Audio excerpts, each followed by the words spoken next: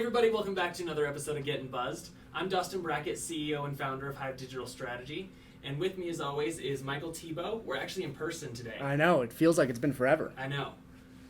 So we are live from the office. Things are getting back to normal, it feels like. So it's exciting to actually do it here, have the mascot behind us. Yeah. You know, it's the mascot? the Mascot. Oh, yeah. There you go. Sorry, mask up. I'm in quarantine mode still. Sure. Not, but... Today we're going to be talking about should or shouldn't you have pricing listed on your website. But before we get into that, we're always drinking something local. Today we're drinking Colorado High Vodka. It's out of Colorado Springs. Had it once before. Right. And it was on the podcast. We're doing it with grapefruit. Grapefruit soda. There you go. Yeah. Okay. So, yeah. Woo! So getting into the topic, we get the question all the time, should we have pricing on our website or shouldn't we? And, we get a lot of fear from prospective clients or current clients saying, well, I don't want my competition to know what I charge. Right. I don't want people undercutting me or finding out my secrets, things like that. And, I think it's one of those things that today you have to kind of realize that it's not hard for people to find that stuff out. Right. If a competitor really wants to find out how much you charge, they can do it. And They'll figure it out somehow. Yeah, it won't be that difficult for them. So that my response to that is, you should be more concerned with your customers than you are with your competitors. Right. Because your competitors aren't buying anything from you, and even if they do try to undercut you, it's fine. They're just cutting their margin. That's not a good business practice, and there's enough business for everyone. Right. So I think my opinion and kind of Hive's opinion on this is that pricing belongs on your website, and it belongs front and center. Yeah. Regardless of your business, just because you need to be catering to what your website visitors are looking for, right? Like the people that want to spend money with you, the people that are spending money with you, they should be able to get their questions answered. And if you're not answering them, somebody else will. Yeah. I think you just brought up a great point of a lot of people don't want to put it on there strictly to block their competition, right? Which means you have competition. Which means if you're not putting your pricing, you're not being transparent to your client, like you said, the people that are actually going to spend money, right. Where do you think they're going? Your competition. Right. And so rather than just keeping these secrets from your competition, don't you want to keep the customers from your competition? Right. And by being more transparent, by showing them exactly what they're looking for up front, that's going to get you more deals, more clients, more customers, whatever it might be. Right. I got to say that, even me personally, as a consumer, or, we do it with Hive all the time. I'm always looking at new softwares. I'm always looking at, ways we can have better processes. Nothing irritates me more than going to a website, especially for a software or, technology company, to go to their website, and all I'm looking to see first is, am I willing to pay what you're charging? Right. I want to see, hey, does this fit in my budget? Because if not, I'm just wasting my time. Right. This sounds cool. I need this. But if it's thousands of dollars overpriced, then unfortunately I can't do it. But I'm saving you guys a step as well. Right. Well, it's so frustrating that you get there and you're like, oh, everything sounds great. And, in order to see how much it's going to cost, I have to schedule a demo. Right. I have to jump through 12 hoops to just get some pricing. Right. But, why would I go through a demo without knowing if I can afford it? And why put your sales team through demos with customers that can't afford it? Right, because at a certain point, there are budgets, right? Yeah. And it can't just be, we're, everyone that we have a demo with, it's way more expensive than what they're anticipating. Right. But we can talk them into it. Right. At some point, that doesn't work. That is few and far between. Yeah. And that's just so frustrating. And as a consumer, we don't put up with it anymore. Right. And if you don't want to tell me what your pricing is, I'm going to go find your competitors and see if they tell me. Right. And that's just how it works now.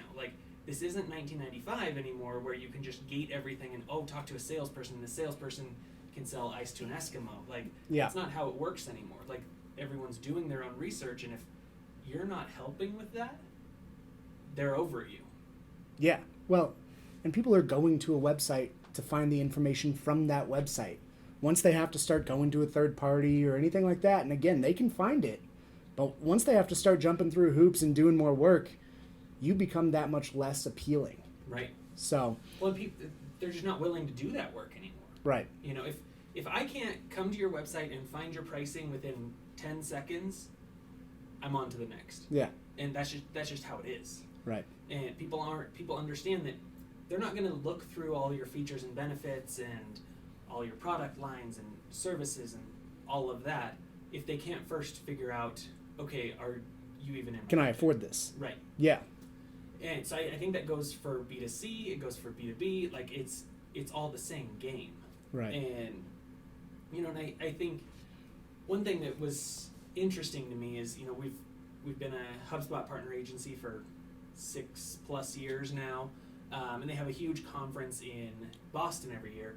This year it's going to be virtual, unfortunately, but a couple years ago we went and one of my favorite speakers, Marcus Sheridan, spoke, and you know he talked about he started with a pool company, and like all they did was like in-ground pools, and you know he always got the question of like, well, how much does it cost? And the question was always muddy, or the answer was always muddy. Because like, you know, it just like what we do, like the answer varies, right? Like we can do it super cheap, we can do it extravagant, you know, somewhere in between. Like there's all these things that go, these variables that go into what the actual price is. But people were searching it. Like, what does an in-ground pool cost? Right. And so he created content around it. And even though he couldn't exactly answer it, he couldn't say your in-ground pool is going to cost $5,000. Yeah, they're not all cut the same. Right. He couldn't just give that blank answer. But he gave information on it and gave a range, and you know that's better than doing nothing. Like, right. It can't just be, oh, we'll schedule a demo, talk to our sales guy, he'll figure out how much it's going to be. Because even with us, like basically every client that we have has a different package, right? Yeah. And you know they're paying different amounts, they're getting different services, like they have different number of points. Like it is custom, and so like for us we couldn't put on our website, hey, an inbound marketing campaign costs $3,000. Right. That's not how it works. But giving the information and even like tools to like, okay, well, you want to know how much it's going to cost? Here's an easy tool for you to build a quick campaign for yourself. Right. Or to build, you know, the software stack that you need. Yeah. And so you can get an idea of what that costs that way. But the point of that is there's also SEO benefit to it. Yeah. Because regardless of what you do, like people are going to search, okay, what does that cost? What does XYZ cost? Yep. What is it going to cost to get a new transmission in my car? Right. Like people search those things. Yeah. And so if you create content around it and you're transparent about it, you're not only creating a better user experience, which is like should be on the top of everyone's priority list. Right. But you're also creating searchable content that you can rank for. Yeah. And even if you're not the cheapest, that's fine. Everyone fits in a different level, right? A different place in their industry or their market. Like, just be upfront about, hey, you know, here's our pricing, here's our general pricing, something. Right. Yeah, I mean, I think that's exactly it. You want to be ranking for the services you offer, and by having different pricing pages or by saying, you know, indoor pools in Florida or something like that. Indoor pool. Yeah, no, those exist. You know, if that's what your service is, people are going to be searching that. It's going to be on your website multiple times, and you're just giving yourself more content, more keywords, stuff like that. Without keyword stuffing, you're doing some of these bad SEO practices. There you go. I've lost my train of thought. Michael's been he's back. He's getting back. Yeah. You know, and one thing that you kind of mentioned earlier was, you know, you don't want your salespeople going through all of these calls that are not good fits, right? Like, you don't want to waste your time with bad fit clients. Like, we don't. Right. I don't want to waste the client's time, and I certainly don't want to waste our own employees' time. Exactly. Like, and it's nothing against those people, but like for Hive, if somebody called us up and said, hey, I have $100 to spend, like that, we can't do anything with that. Right. Like that's just not a good fit client. That's not who we work with. Yeah. And I wouldn't want you spending your time on a, even 30-minute phone call, right, a 10-minute phone call. Yeah. Like wasting that time with that person is just not a good use of time. Like Yeah. that's wasted money. Yeah. And so being transparent, saying, hey, here's what we cost, even if it's a range. Hey, we cost $500 to $5,000. That's better than nothing. Right. And so that you don't have a phone call or people booking demos and I'm hoping to spend $200. Right. Because it's wasting resources. Yeah. And you don't even like being on those calls. Like you're not going into those calls and somebody says, yeah, I was really hoping to spend $200, and you're like, you can't flip that and say, hey, that's great, how about 2,000? Yeah. You know. Yeah, totally. And along those lines, it's going to also shorten that sales cycle, right? Because, okay, I've come to the website. I know generally what you guys do. I look at the pricing. Yep, that fits my budget. Okay, now I'm looking into your services a little bit more. This sounds good. Right. Okay, yep, makes sense to schedule a demo, a sales call, whatever, kind of get the wheels turning. Mm-hmm. But I already know that I can afford what you guys have to offer, and I'm interested in what you have to offer. Right. So rather than doing 7-8 sales calls, right, it might be 1, 2, 3 sales calls. Right. Well, I think that's on the front of every sales manager's mind, right? How do I shorten my sales cycle? Right. And we had a call yesterday with a client that was saying, hey, we really want to be at a 6-week sales cycle. Currently, we're at 4.5 months. Right.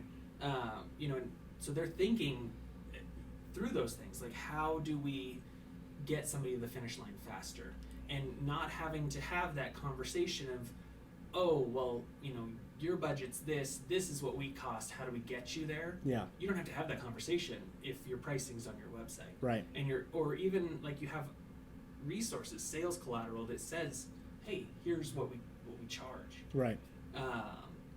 Because it's never a fun or winning conversation to say, oh, well, how about 10 times what you were planning on spending? Yeah, the way I view it is, we've all been to a steakhouse or a nice restaurant, right? And we open up that bar menu and it's like, oh, there's no pricing next to any of the drinks here. I'll just have water. Right. Because you just assume that it's expensive. Exactly. And who knows if it is? Right. Who knows if it's going to be a $10 cocktail and it's reasonable, or if it's going to be a $35 cocktail and I no longer want to, pay for that cocktail.